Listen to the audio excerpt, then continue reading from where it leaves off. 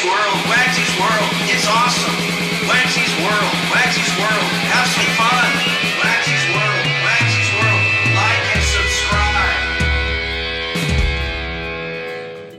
Hi everybody, I'm Wagsy. Welcome to WAGSY'S World. Well, today we have a unique subject. It's going to be kind of interesting. What makes nicknames great? Now, we all know somebody that has a nickname. You've probably given someone a nickname, and maybe you even have a nickname. So stay till the end, because I'm going to tell you about my cousin. He is the king of giving nicknames to people and things. And then I'm also going to do a review of a top shelf Irish whiskey, kind of in tribute to my cousin, the king of nickname giving. Please like, subscribe, ring the bell. What I'm going to do today is give you kind of the psychology of nicknames, why we do it, and what it means. Then I'm going to give you some great lists about famous people's nicknames, and even a few people that you probably only know them by their nicknames and don't know their real name. So I'll reveal some of their real names. Okay, let's get started with what makes nicknames great. You know, nicknames were used by Native Americans to signify how they were perceived and seen by others within the group. And in biblical times, a nickname was given if your status had changed, probably gone up or down, hopefully up. Basically, nicknames are given to show that you belong to a group or someone's inner circle. It's used to express affection and a form of endearment. When given, it's intended to bring that person some joy and a sense of inclusion to the person's family, inner circle, or a group. It creates a bond that goes beyond their real name. I like to think of it as giving a person a big hug or reminding them what they mean to you. Now, like anything else, nicknames can be used negative, but for this video, we're not even going to talk about that. Now, it's said that men use nicknames as a form of affection, and you know us, sometimes we have a hard time with that. So it's believed that that's why nicknames kind of started way back when, as far as men giving people nicknames. And really, I just think nicknames in general are cool. You know, they talk about showing affection, and I agree with that. Also, there's a cool element to it. It becomes infectious. You know, you start a nickname, others jump on it. Or you start a nickname and nobody jumps on it. That can happen too. In fact, a lot of people, I know I do, have a lot of nicknames or multiple nicknames. Having nicknames is definitely a thing. I mean, famous people have several nicknames. I've got a couple. You may have a couple. It just depends on the person that's giving you a certain nickname. Maybe they don't cross over into another person's circle. In other words, maybe you have a nickname at work that maybe your family and friends aren't aware of. And then you have another one for your family and friends. So you get to have multiple personalities, multiple lives. That sounds like the meta world, right? Anyway, here's some of the famous nicknames that we probably all have known or heard, or at least most of them. Honest Abe. Abe Lincoln was Honest Abe. The Fonz. Arthur Fonzarelli from the Happy Days show. Buffalo Bill. Billy the Kid. Kind of an endearing nickname, although he was a bad guy, I guess. The Godfather of Soul, James Brown. The King, Elvis, the King, right? The Answer, Allen Iverson. That's a shout out for my son and me, big 76ers fan. How about the Duke, John Wayne? He's right behind me. The Babe Ruth. Synonymous. All the Seven Dwarfs. Walt Disney said when he was looking at the story and creating the cartoon or movie, he decided to give them all a nickname that's what they were about. Sneezy, Sleepy, all those guys. Broadway Joe, Joe Namath. He was also Joe Willie. So there's a couple for him. And who could forget William the Refrigerator Perry, the big guy, the big lineman that scored the first running touchdown as a lineman. Okay, I'm going to give you some nicknames and then their real names. And you might say, yeah, I thought it was something like that, or yeah, I heard that, or maybe the smart folks out there are going to say, I knew all that, because I sure didn't. I had to look it up. Magic, Irvin Magic Johnson. That one I knew. Groucho, had no idea what Groucho's real name was. He was Julius Marx. We know him as Groucho Marx. Dr. Dre, Andre Young. Didn't know that. Snoop Dogg, Calvin Broadus. I kind of remembered seeing that, but I couldn't have come up with it without looking it up. Pop Warner football, Pop Warner. His name was Glenn.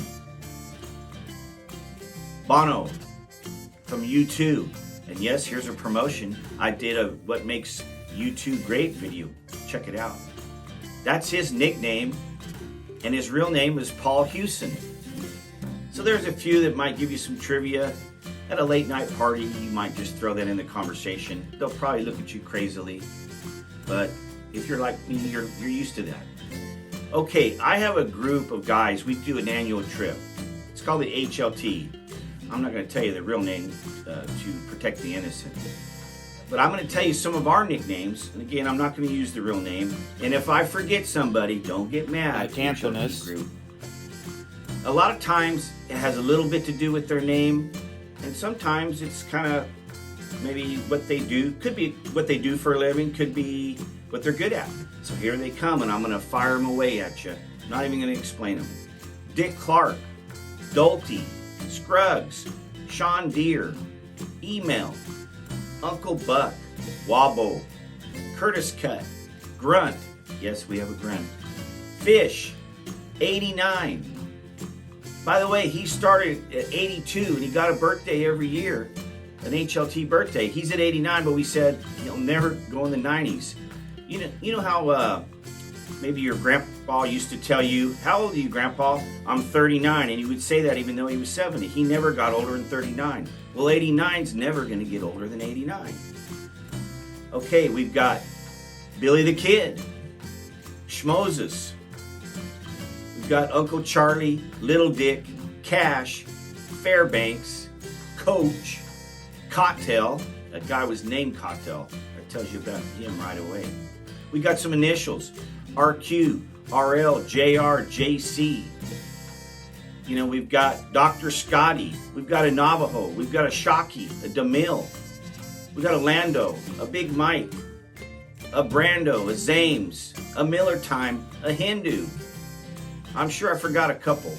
So we got some names that go around the world as far as what they are, what they represent. And so some of them are kind of meaningless. Me, I'm Wagsy. Says it on my shirt. You know me, I'm Wagsy. That's one of my nicknames. Now, all those nicknames I gave you from the HOT and mine were given to us by the king of nicknames. He has two nicknames himself, RL and Bush.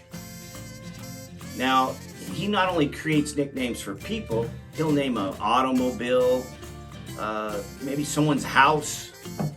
He loves giving things nicknames, and he's great at it. In fact, if he's around you and he likes you, he's talking with you a couple hours, probably within a couple of hours, he's going to give you a nickname. Now, it might be based on some attribute of yours or a riff or a rhyme on your name, but he will put it together pretty quickly. He's awesome at it. Of those names I gave you, he probably gave 90% of those nicknames. So that's why I call him the king of nicknames. Now again, remember, he's RL and Bush, maybe a couple other that I won't say. But based on the nickname Bush is my review. Drum roll, please. Normally I've got the whiskey in the Dallas Cowboy helmet, but it was in such a beautiful box, it wouldn't fit. This is Bushmills, get it? The nickname Bush. This is Bushmills 16-year-old, you heard it right, 16-year-old. What a beautiful case. Irish whiskey. I'm going to read what they said about it, then I'm going to taste it. Bushmills, aged 16 years, triple distilled in Ireland at the Old Distillery. It is the oldest licensed whiskey distillery in the world. Not in Ireland, in the world. That's what they say. And I believe it says 1608. So these guys been doing this a while. Now this particular product, they call it a rare single malt Irish whiskey. They're talking about the flavors being dark fruit, nuts, and spice with an amber color. And I would agree with that, a beautiful color. Picks up a little color each year in the barrels, and this is 16 years. So, let's try it. Nice cork pop. Oh yeah, Oban. These beautiful glasses from Oban Scotch whiskey from Scotland. I got when I recently went to Scotland and went through the Oban distillery. But guess what? That's another video coming down the road. There's a great tease for you. Okay, let's pour this in here.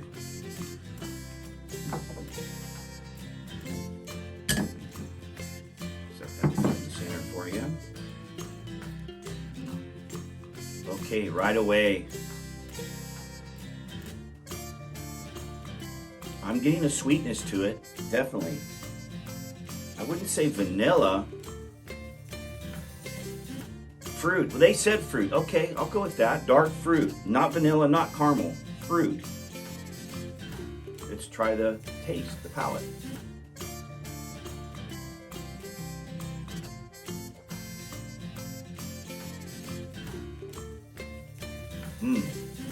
It's delicious. They said nutty. I believe they said nutty. Yes, I get that big time. So it starts off a little sweet, then the nuttiness comes in. Peanuts, like a roasted peanut, fresh roasted peanut. Now, it is very oily, and the viscosity is thick on the mouthfeel, which is awesome.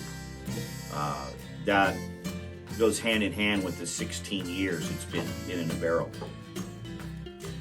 Very tasty, very smooth, and again, the viscosity is big time.